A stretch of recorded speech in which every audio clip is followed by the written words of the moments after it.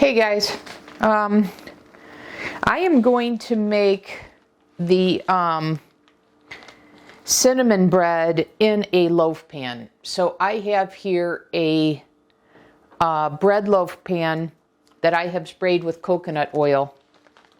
So I'm going to try that.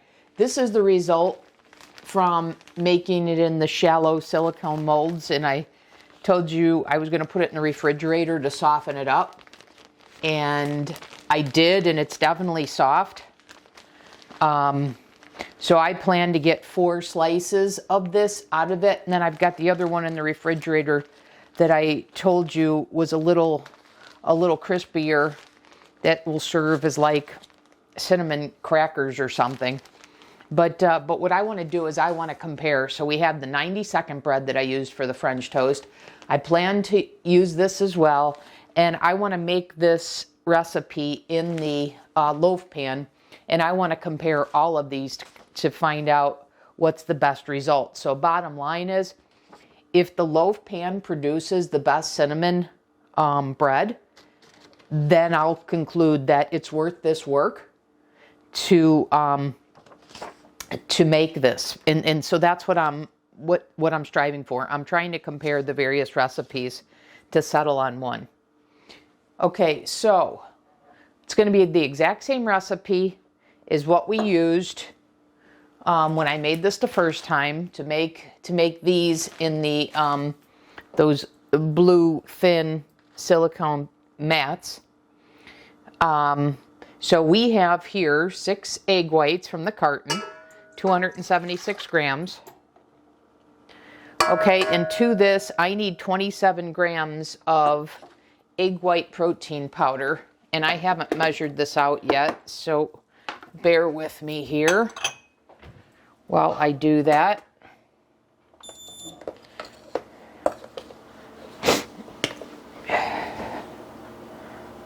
So I'm going to make everything here exactly the way I did it the first time, and this time because I'm putting it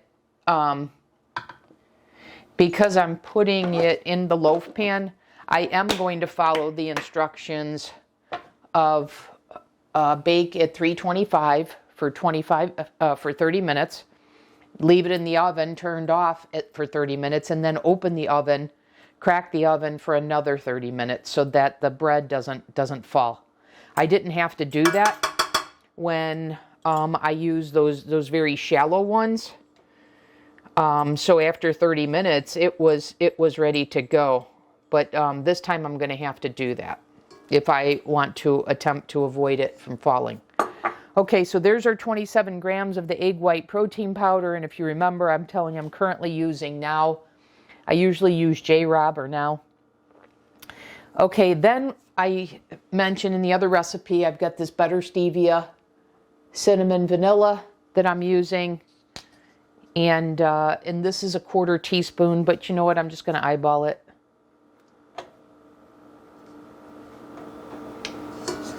Okay, and then I'm going to do the same. I'm going to use the butter emulsion. The recipe doesn't call for that, but I'm doing this. So if you have butter extract or butter emulsion. And I'm just doing a splash, and from what I understand, these are pretty potent, so you don't need much. So I'd say I probably did a 1/4 teaspoon there. Okay, and then we've got the cinnamon, so that's a teaspoon. I've already got that here. I have a teaspoon left, so I'm just going to put the rest of this in here.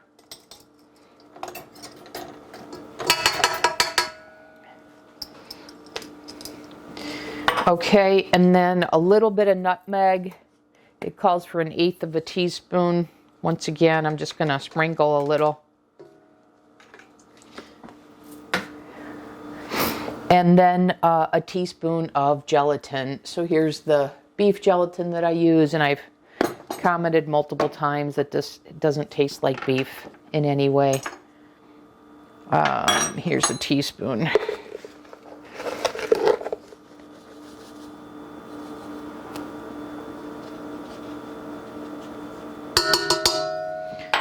Okay, so we are going to mix this up until it forms stiff peaks. So I'll come back in the next segment after I've done that.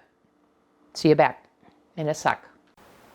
Hey guys, I'm back. This is finished. So I just took off the paddle, the whip attachment, the beater attachment. I'm just getting the bread dough off of here, and then we're going to scoop it into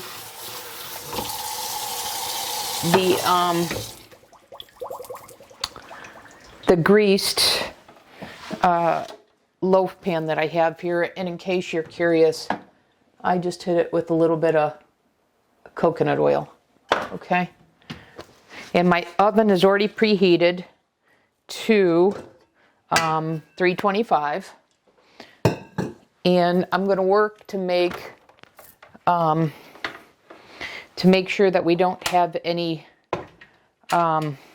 air bubbles in it.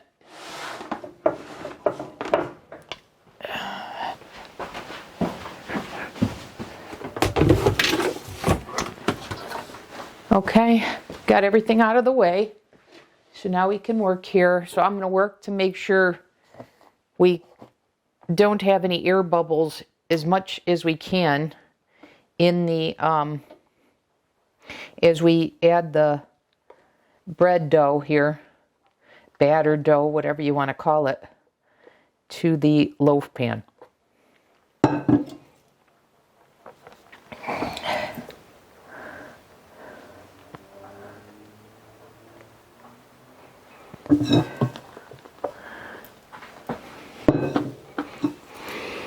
It smells delicious.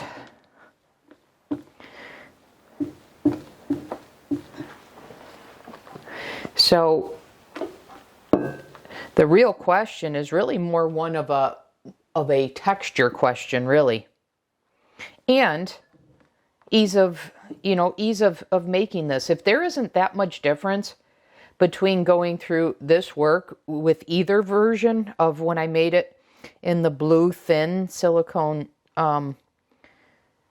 molds that were kind of like mats versus making it in this bread loaf pan, then I'll stick with the 90-second. So this is really all, like I said, coming down to a texture, because I'm sure they're all going to taste similar. I mean, how can you go wrong with butter flavoring and cinnamon vanilla, right, with nutmeg? And one of the things that I'm going to do, which I didn't do when I did the French toast out of the 90-second, I had told you I had intended to soak it in the egg mixture overnight, and I didn't do that. I do plan, when I make this version, I do plan to do that.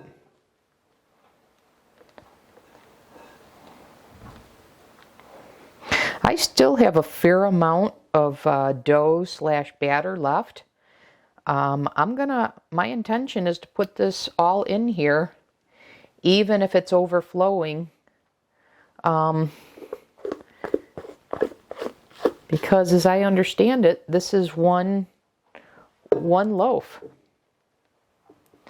And so that will kind of offset any fall that we get with the bread. If we get any, doing the 30-minute increments of first baking it, then leaving it in the oven for 30 with the oven off, and then the last 30 with the door open, half open, cracked open. Okay, I've just about got it all now.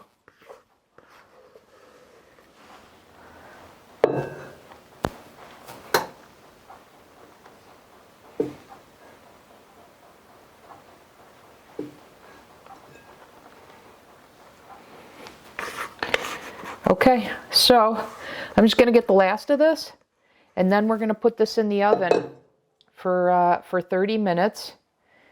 And then, like I said, then we're going to, in the oven for 30 minutes at 325. Then I'm going to turn the oven off and leave it in for 30 minutes more with the door closed. So I'm not going to open the door for an hour. And then I am going to open the door a crack and leave it in for another 30 minutes. So I'm going to come back in 90 minutes and show you what we've got. And then I plan to put this in the refrigerator, the entire loaf in the refrigerator. And then, because according to Judi, it softens that way. And then it's the next day that you want to cut it. And she uses an electric knife. And I bought an electric knife specifically for this reason. Okay, so this is ready to go. I'm going to put this in the oven, and I'll see you back in 90 minutes. Okay, guys, I'm back. It's been 90 minutes. I'm just taking this out of the oven. This is what it looks like.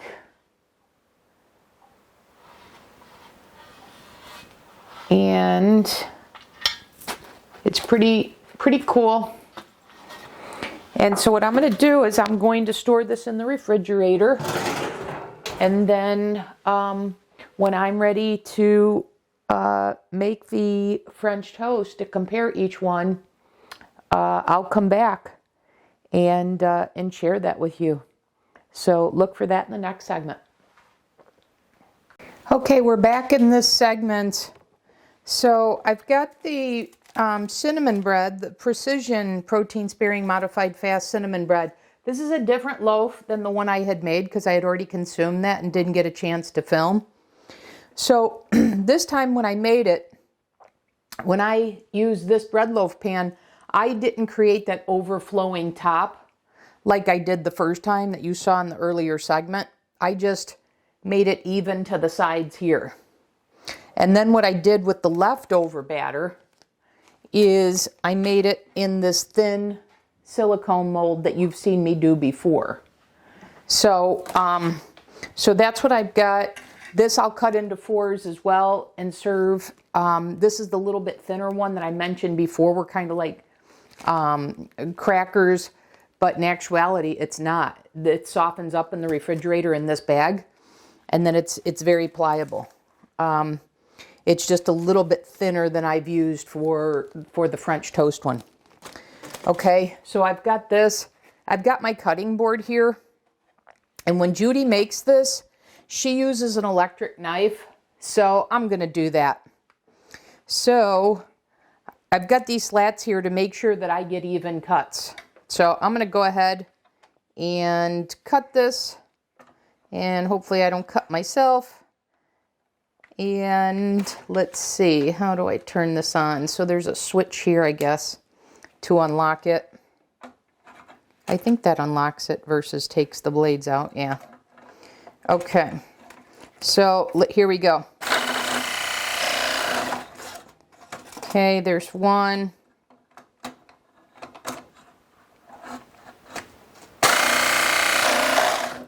There's two.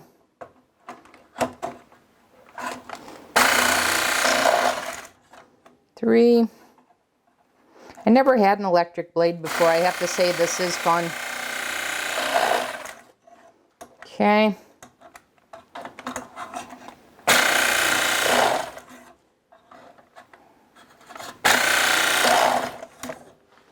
So I was traveling this week and I brought this bread with me for a source of my protein, and it worked out really well. It's the reason why I didn't get a chance to film when I cut this the first time with the first loaf I made. But this bread is delicious, and it's a very different texture than the one that I made in the thinner mold, this mold here, and definitely a different texture than the 90-second one that I made. Okay, so let me turn this around and show this to you now.